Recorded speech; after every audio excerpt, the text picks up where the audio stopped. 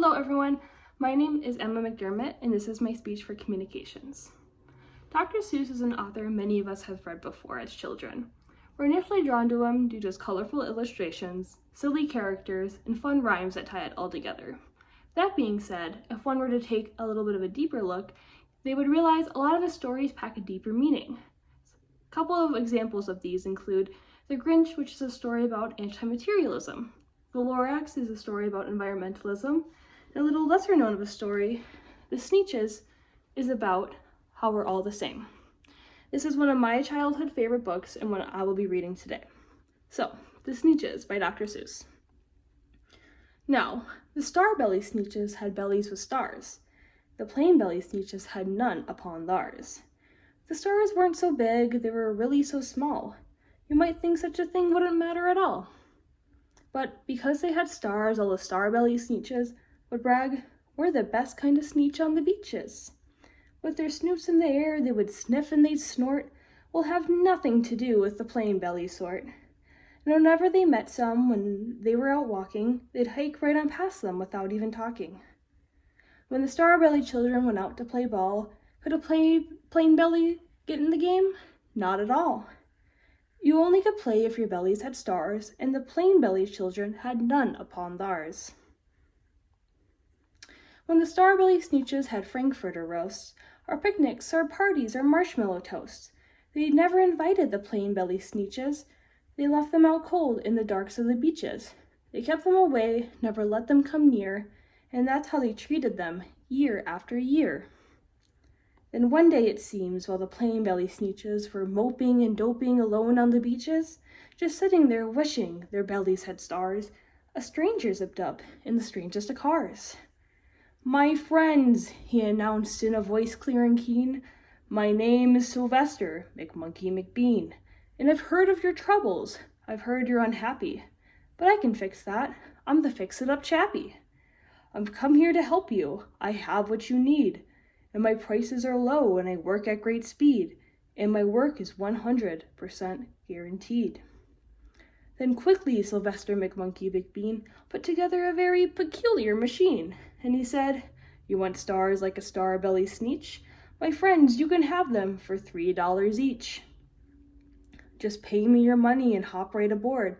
So they clambered inside, then the big machine roared, and it clonked and it bonked and it jerked and it burked and it bopped them about, but the thing really worked.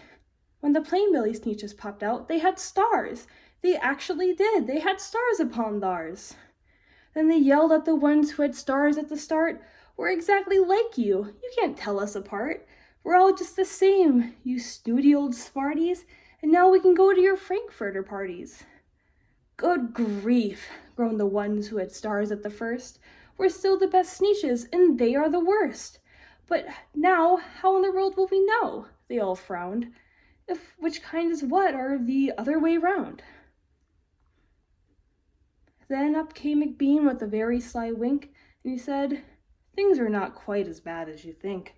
So you don't know who's who, that is perfectly true. But come with me, friends, do you know what I'll do? I'll make you again the best Sneetches on the beaches, and all it will cost you is $10 eaches." "Belly stars are no longer in style," said McBean. "What you need is a trip through my star-off machine. This wonderful contraption will take off your stars so you won't look like Sneetches who have them on theirs."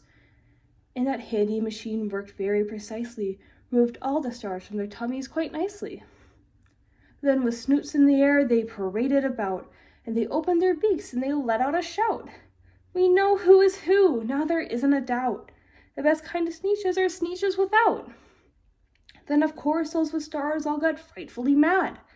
To be wearing a star now was frightfully bad. Then of course old Sylvester McMonkey McBean invited them into his star-off machine. And of course from then on, as you probably guess, things really got into a horrible mess. All the rest of the day, on those wild screaming beaches, the fix-it-up chappy kept fixing up Sneetches. Off again, on again, in again, out again. Through the machines they raced round and about again. Changing the stars every minute or two, they kept paying money, they kept running through. until neither the plane nor the Starbellies knew whether this one was that one, or that one was this one, or which one was what one, or what one was who.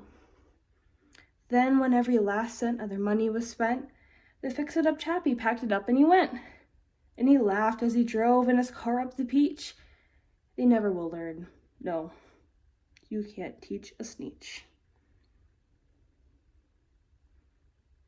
But McBean was quite wrong, I'm quite happy to say. The Sneetches got really quite smart on that day. And no kind of Sneetch is the best on the beaches. That day they decided that Sneetches are Sneetches. That day, all the Sneetches forgot about stars and whether they had one or not upon theirs. So, to conclude, this story shows that no matter what you look like, it doesn't matter because we're all the same inside. Whether you have stars or not stars, or if you dig a little deeper, what we look like, size, color, shape, all those sort of things. We're all the same inside. We should all treat each other equally, invite each other to things, and make sure everyone feels included.